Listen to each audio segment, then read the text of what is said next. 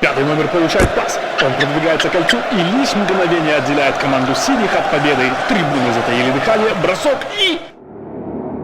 Есть! Со счетом 5-4 команда синих выигрывает в этом матче. Что за игра?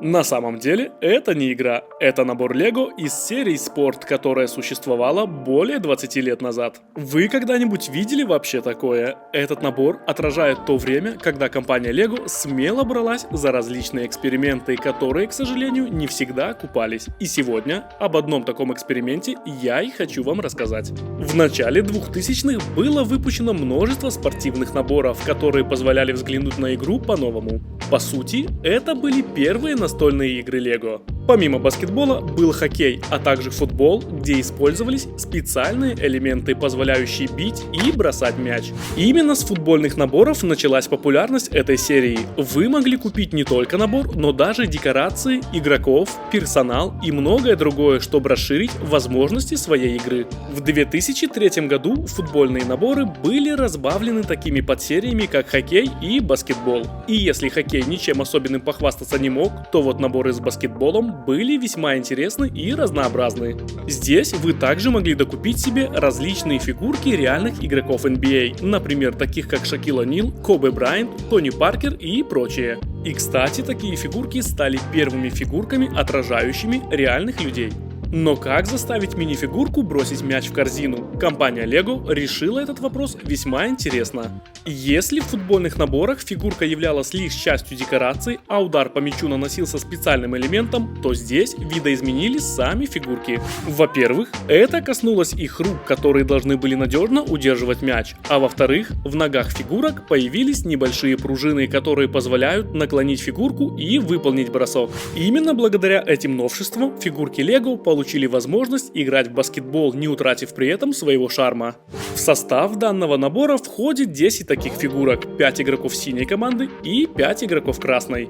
Мне нравятся их причудливые лица с очень харизматичным дизайном. Большинство этих дизайнов было разработано специально для этих игроков.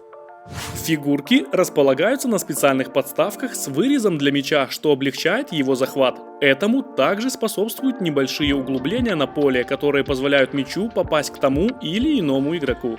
Сама площадка состоит из нескольких больших основ, которые соединены между собой обычными тайлами 2 на 2 сверху и плитками 2 на 2 снизу. И на удивление, этого достаточно для обеспечения приличной жесткости набора. В двух таких основах имеются прорези, давая возможность для нападающих разных команд выбрать место для броска. Но более интересной функцией является возможность заблокировать мяч соперника. Поворачивая это колесо, кулак-техник поднимает тягу, где расположен защитник, который имитирует прыжок. Для него также можно выбрать удобную для прыжка позицию, просто повернув рычаг в нужном направлении. Я представляю, как вся эта конструкция разлетается в труху во время ожесточенной игры, но наличие такой функции однозначно является плюсом. Также здорово, что тут имеются информационные таблички для ведения счета, правда лишь до 5 очков, но тем не менее. Для придания площадке более профессионального вида тут расположились логотипы спонсоров, таких как Spalding, NBA и, конечно же, Lego. Все они представлены наклейками.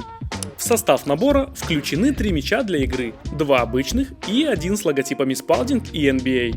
Для того, чтобы они не покидали пределы поля, боковые борта поднимаются, а большие синие пластины имеют заранее продуманный уклон, возвращая мяч на площадку. Для зрителей тут предусмотрены небольшие трибуны, выполненные с использованием обычных серых пластин 2 на 12, где вы можете разместить болельщиков, которые будут наблюдать за ходом игры.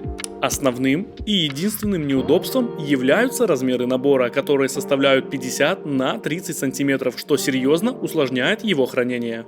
В остальном, это замечательный набор, который, несмотря на свой возраст, актуален и по сей день. Ставь лайк и подписывайся на канал, мне будет приятно. На этом все, всем пока!